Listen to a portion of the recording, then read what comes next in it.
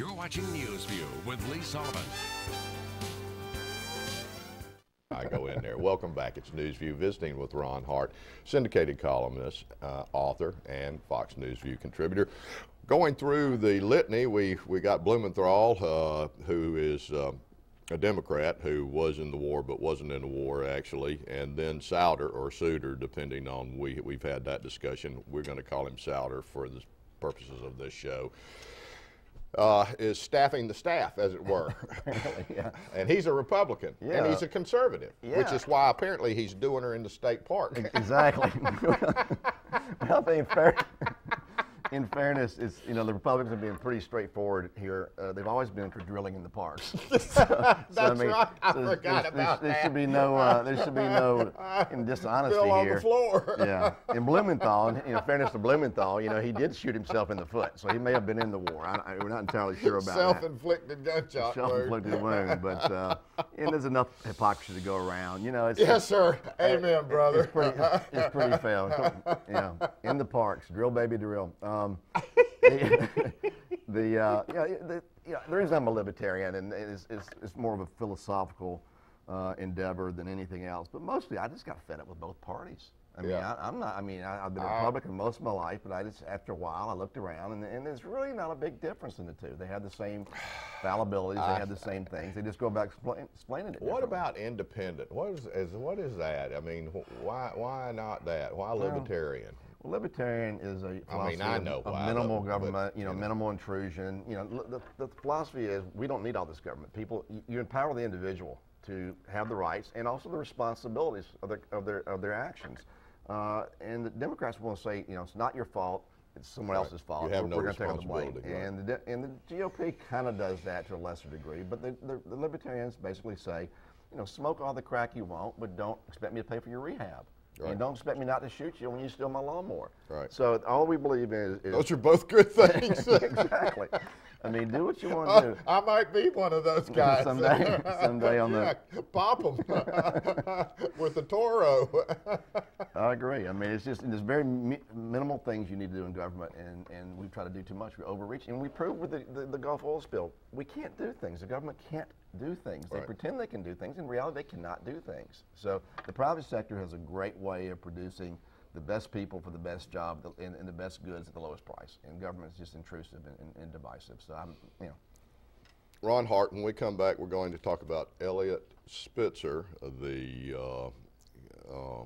Spitzer Swallows. See, this guy, I mean, charging up 5-star prostitutes. Gosh, man. We'll be right back. You're watching Newsview with Lee Sullivan. Welcome back, visiting with Ron Hart, syndicated columnist and author, and talking about a variety of things. There's so much to talk about. But Eliot Spitzer, that infamous, I mean, I thought he would get a job with the CIA because the banking industry, because of the way he wires money around. I mean, he was able to escape his bodyguards and everything, and have intimate relations with high-priced prostitutes. Yeah.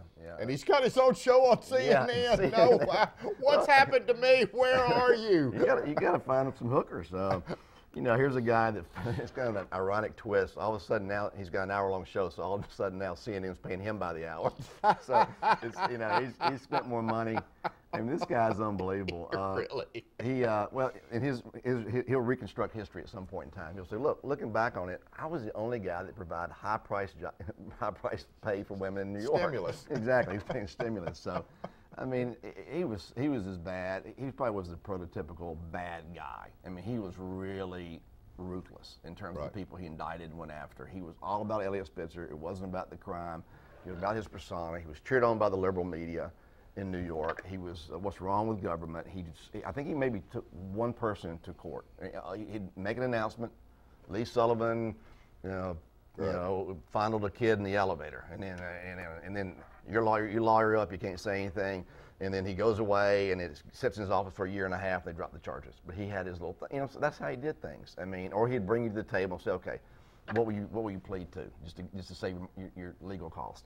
So I mean, it's a very powerful position. It's a very scary position, and people willing to do that will do anything, in my view, including, as we found out with him, the hookers. John Edwards the same way. Edwards had this, this idealistic, beautiful world of, two Americas that he was going to merge together in this, beautiful world of holding hands and all.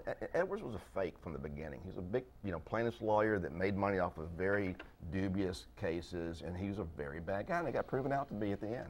Well, Edwards was pretty much the plantation owner, wasn't he? I mean, with his mansion and then the help, his relationships with the help, just a different race, but same issue. Yeah, I think Edwards was just a maudlin, silly plaintiff's attorney, very much into his looks. He'd comb his hair for like an hour, a day.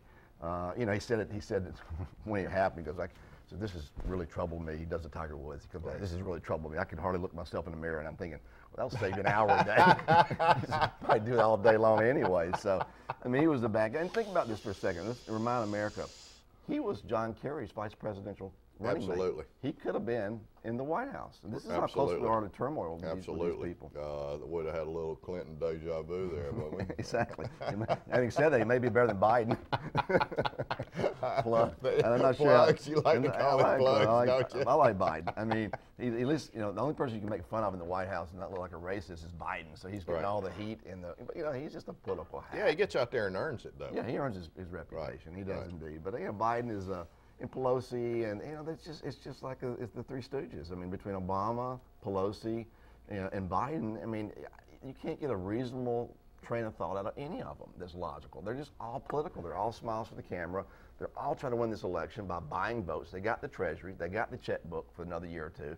They're helping out unions. They're trying to make unions grow. They're paying people here. They're paying people there. They're doing $10 billion more for green cars. And they're already backlog ordered, and they're still throwing money at it. So, I mean, this is going to be the biggest raid of the Treasury in history. I mean, he's going to have a $1.5 trillion debt this year. $1.5 trillion debt. So it's on a trajectory that's just not sustainable, and Americans are fed up with it. The Tea Party movement has been indicative of that, and hopefully the Tea Party movement, as it's proven in Kentucky and other places, but he couldn't facilitate that without a compromising Congress. Oh yeah, they're all complicit, no doubt about it. They're all there. I mean, he says here it is. They're the one that signed the check. Right. I mean, they authorized the spending. He beats the drums, and they followed what he wants them to do. Pelosi's a hack. She's just pushing things through there. But you're right. I mean, when everybody's responsible, nobody's responsible. So Congress comes back to their district, and they say, this Congress, I can't believe I'm your guy. I did this. I brought this little civic center over here to you, and I brought this well museum to you over here. But those other people, those are earmarks that they're getting. This pork they're getting. I'm not doing that. And everybody believes it. Everybody hates Congress. Everybody likes their congressman. That's the sad part. Ron Hart. We'll be right back.